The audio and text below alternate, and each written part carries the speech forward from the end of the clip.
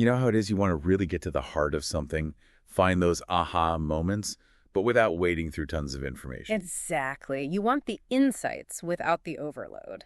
Well, that's what we're aiming for today. We're taking a deep dive into a really fascinating cultural exchange program called Escher's Bridge. And this isn't just any exchange program. It's specifically designed for young people, aged 12 to 18, connecting kids in Morocco and the Netherlands. And it's spearheaded by two organizations.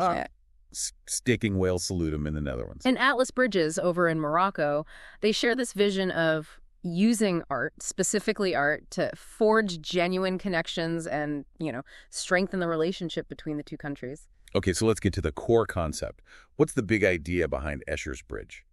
Well, it all hinges on the Dutch artist M.C. Escher. Most people know his mind-bending stares and those repeating patterns, the tessellations. Right, the interlocking birds and fish and things. Precisely. But what's maybe less known is how much his work was actually inspired by traditional Arabic geometric patterns.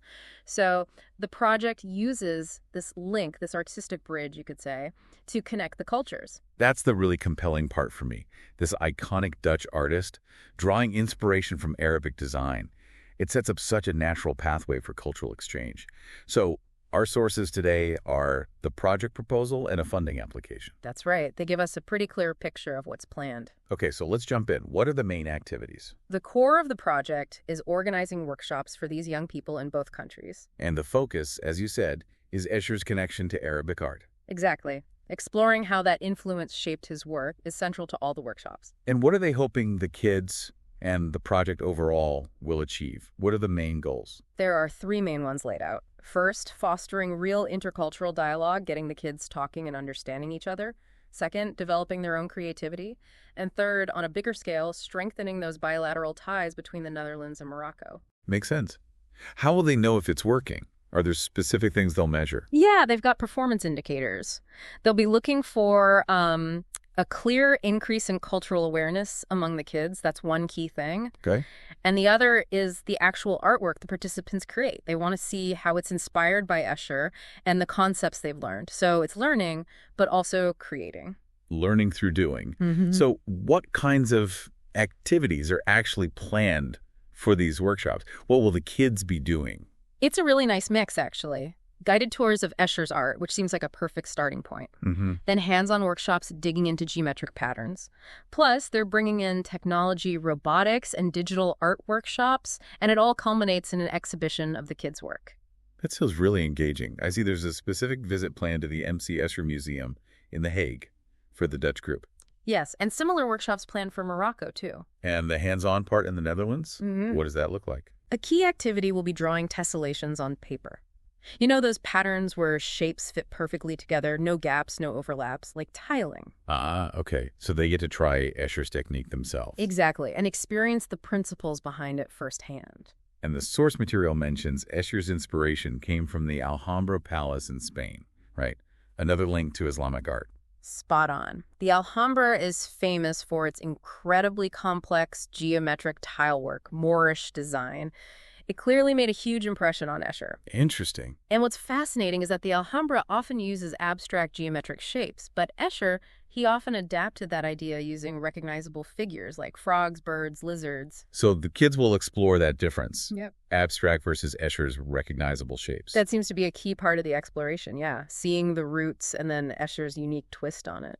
Now, these robotics and digital art workshops sound pretty cutting edge. Tell me more about that. This is where it gets really innovative. They plan to use axis plotters.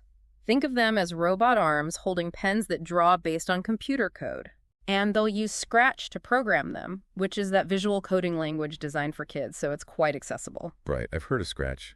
Makes programming less intimidating. Definitely. And they even mention using AI tools like DAL 2, which they've nicknamed the Picasso robot in earlier workshops. DAL 2 can generate images from text prompts. The Picasso robot. I love that. So how does that work in the workshop? Do the kids tell the robot what kind of Escher-style art to make? Sort of. The idea is the kids provide input, maybe their favorite colors, an animal they like, perhaps an Escher piece they admire, and then they use the computers and these drawing robots to generate digital art based on those preferences. That's a brilliant way to merge classic art concepts with modern tech. Yeah. Very cool.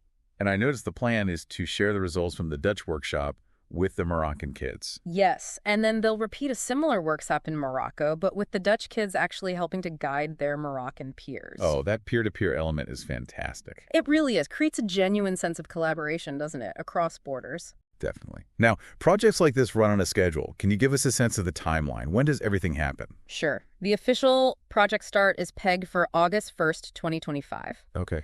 Then things move pretty quickly. Mid-September 2025, they're planning a press conference and opening up participant applications. Got it. And selection. That happens in October 2025. And interestingly, for the Dutch group, they're specifically aiming for 50% girls. It's good to see. Then what? November is a preparation meeting.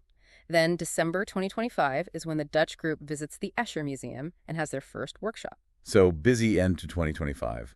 What about the Moroccan side? Selection for the Moroccan children they mentioned, 8 participants, takes place in January 2026. Right. Then the big exchange happens in April 2026. 8 Dutch kids and 4 coordinators travel to Morocco. The workshops there are set for around April 28th, held at a museum in the Tafeli Dara region. And they'll showcase the work created. Absolutely.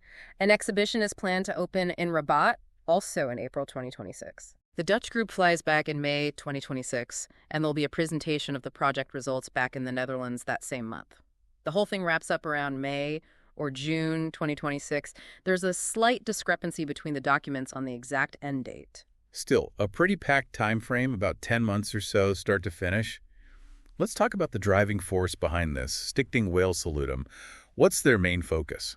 Their mission is really quite inspiring. It's all about making education and new technologies accessible and affordable for young people, trying to reduce inequality, spark their interest, and build a strong community around learning. A very worthy goal. How do they do that currently? They run free digital literacy workshops for 12 to 18-year-olds. They have their own social innovation lab, and they also partner with cultural places like the Cobra Museum. And we heard about the Picasso robot already. Exactly. That came out of their previous work using drawing robots and AI. What prompted the founder to start this? The founder, Naima Marzouk, was inspired partly by her own son, Wael Karazi, who's a young inventor.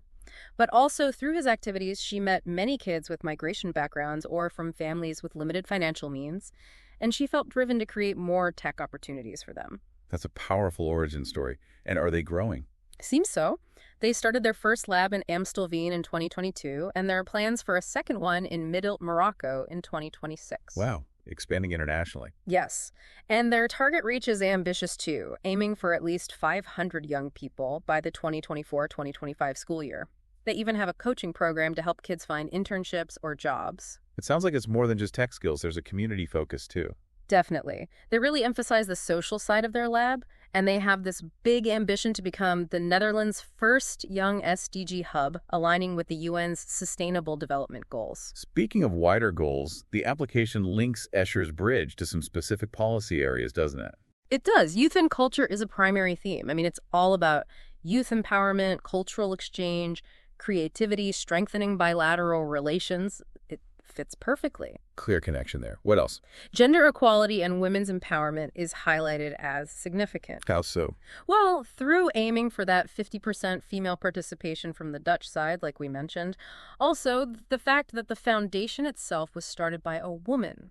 And generally empowering all participants, including young women, through art and promoting equality values throughout the project. Good. See that integrated. Was there anything else? Sustainability? Yes. Sustainability, sustainable development, circular economy is also listed as significantly included. They mention community engagement around environmental issues, promoting sustainable practices within the project itself where possible, and also the idea of cultural preservation as part of sustainability. So it touches on quite a few important contemporary themes beyond just the art itself. Now, we know about Stichting WailSalutem. What about their Moroccan partner, AtlasBridges Morocco? The documents give their contact details, address in Rabat, contact names, phone, email. They also list their social media as AtlasBridges Diaspora Platform Al Jalia. Ah, diaspora platform. That suggests strong links with Moroccans living abroad, perhaps. Could be, yeah. Indicates community connections. And on the Dutch side, the Escher Museum is involved too. Yes. Escher and Het Paleis in The Hague. They're a key partner. Again, Contact details are provided, and interestingly, a link to their educational resources for primary schools. Oh, that suggests they already have experience working with younger audiences. Exactly. Likely well-equipped to help design age-appropriate activities. So strong partners on both ends. Let's talk numbers. Who gets to participate directly? It's quite focused. About 16 children in total, 8 Dutch, 8 Moroccan, plus 4 coordinators. Okay, a small core group.